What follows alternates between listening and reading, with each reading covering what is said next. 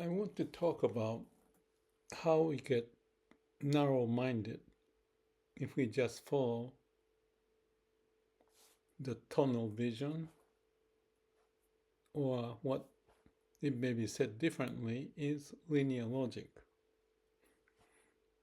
When we talk, you develop a sentence with the logic and keep on doing that. There's a story that you can generate.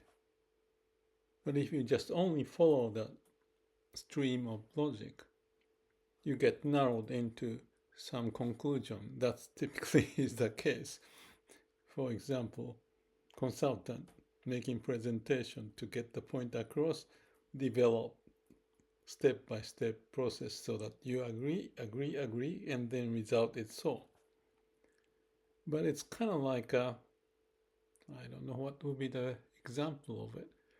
It's a tunnel vision, and if you believe all of that without deviating, then you get this final result, but you may have missed the opportunity that each of the steps may have developed a logic that follows but didn't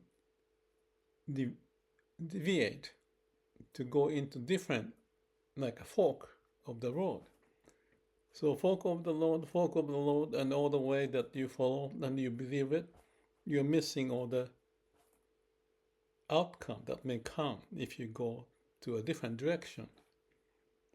So you just can't think like that. So how do you think differently? You have to keep on questioning. And sometimes I get into trouble because people say one thing and then change the next step and so forth. And I want to stop them because there's a question of why you go to the next step. But sometimes, because I'm rushing so much, I feel like I'm interrupting, or they think that I am interrupting. But the point is not interrupting, but the logic following after, A and B and C is just a linear. And you have to think all the ramifications, potentials of how things could be different. So that's the danger. And an example of that is the top management. They are good at making presentation, showing the PowerPoint and this and that and this and then you follow, and then the result is this. But you may have to say, wait a minute, before you go from here to the next slide, why didn't you take this other avenue? So that's the kind of a way it may sound like not trusting this person's presentation, but it can be seen as being honest like a children. Why do you say that? What about this case, that case? And if you don't do that, you just get narrowed down to whatever you do. And if you are living like that, you are just confined in the way that is programmed in you. And I can give one example because as I talk, I thought about it. I was perhaps 18, 19 years old. I wanted to go to New Zealand. And I lined up the farm that I can visit. And after everything laid out and checked with the university, what happens if I take 1 year off. And then after that all homework done, I talked with my father. And he said, no, if it's not a good idea. And one of the logic that I still remember is that he drew a graph and saying that if you start to work on this point, your earning for the future is like this. But if you delay 1 year, the earning will be about this. And it may look small, but toward the end, you are 1 year delay that makes this much of a money difference or something like that. I still remember vividly that discussion. I listened to it, but I had this girlfriend kind of a figure, and I was weak. And I kind of said, and also this is Japanese way, and maybe I'm not sophisticated to deal with those logic. I felt funny, but didn't question. So that's a linear logic. if you assume this, this end result, believe it or not. That's what he said. I didn't say, what if I did this 1 year here and then develop the skill of English or learn some other skill so that my future can be more versatile to be able to handle different situations. I didn't have the skill to do that. And that was the big difference. If I did go to New Zealand at the time, compared to going to New Zealand maybe 30 years later or 20 years later. Not to say which is better, it turned out to be perhaps good that I didn't go, depending on what you think, but if I did go, I could have spoken English better and have a more versatile experience to see things, the world in a different dimension, not just a narrow dimension of living in Japan, traditional way, my father's way of living so, and I follow that. It's funny, now I also think about the moment when I was in Toshiba. This is a company I worked, and I was into the nuclear business, nuclear engineering.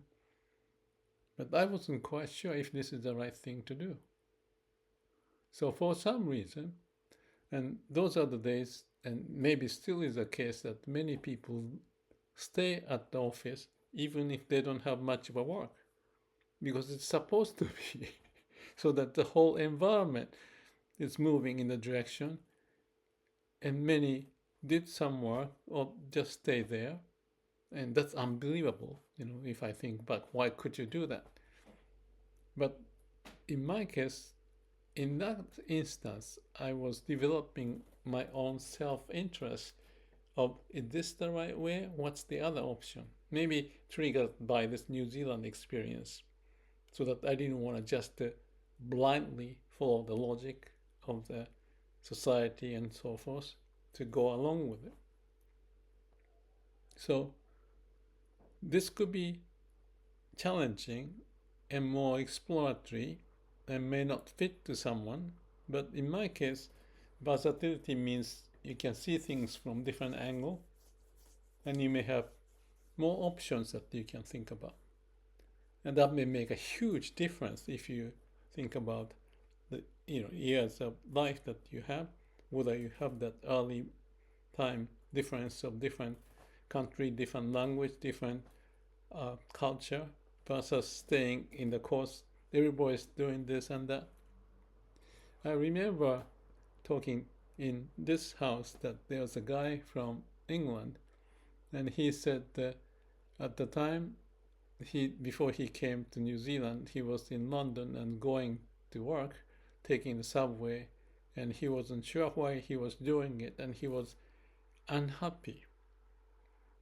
He couldn't tell, but I had a similar sense that one time, but it's another story. But in this instance, similar to mine, he made a jump to come to New Zealand, and he's very happy to have established, maybe not apply to other people, but in his case, so and so. So he goes back to London, or the town that he had a drink with friends and so forth, and then he told me that if you go back, there are people sitting in this chair and that chair the same way as it is before. That triggered another example that happened to me. I left Toshiba after certain years because of the opportunity and the ideas, so I quit. And after quitting, maybe 10 years or 8 years afterward, I revisited Toshiba because one of the elder general manager had passed away or some such reason, so I wanted to come visit to meet people, but I was outside of the company, so visiting back the same Toshiba nuclear engineering division, and then I looked around, just like the case of this guy who went to this bar or someplace in England, and people have a place to sit, and the same way they talk and the same subject, I don't know. So in this case, my case, going back to Toshiba in this big building in Tokyo and go up with the elevator, and I was so surprised. Everybody was there, as if nothing has changed. That was kind of scary feeling. To the point that this one lady brought a little piece of paper saying that I was writing that I couldn't meet her, but I'm leaving, so have a good time, whatever. After 10 years, he carried the paper and showed it to me. This happened 10 years ago, maybe 8 years ago.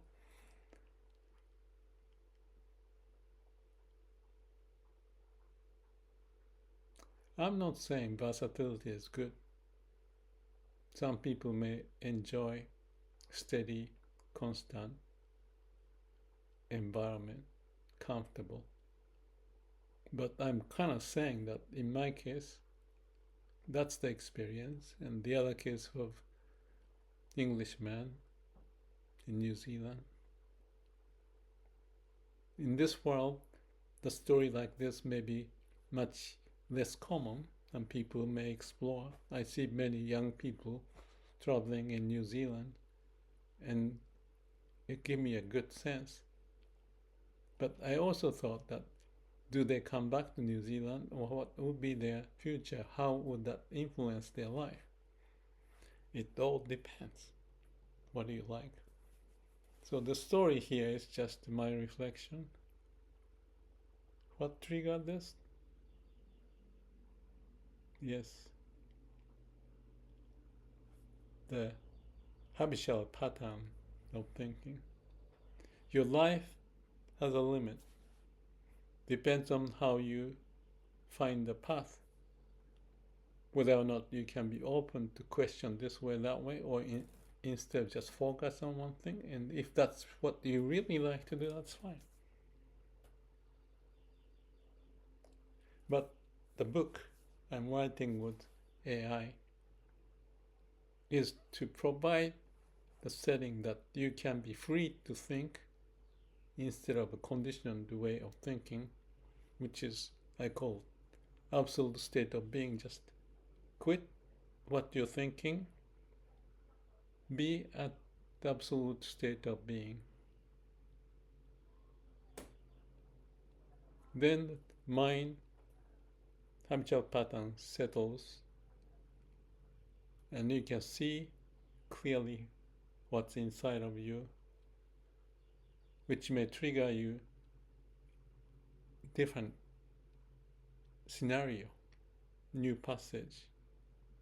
And that's how I find the wisdom, idea, creativity, even compassion may be brought out. Otherwise, we may be too self-centered, narrow-minded, caught up, not expanding. So AI and GPT, mainly in this example, wrote a book which doesn't tell you what to do, but gives the conditioning of what could be by having a flexible mind, like a water. Find a way so that you not get stuck. Get stuck at the bottleneck. If there's a bottleneck, you find a way. It's an opportunity to open up. And the opportunity may be not just in the brain, but connecting to your heart. And how you open that up. Those experiences that I shared has a lot to do with that. Conditioned way, habitual pattern, that may be very effective, but every now and then, stop, CAPD, check, act, plan, do, and find the answer. And go through multiple times as you move on to find the path opening up in front of you. Even if you seem like caught up in this, then manipulate, or maybe that's not the right word. Find the way, like a water going through some channel and going to the ocean for the opportunity to take place.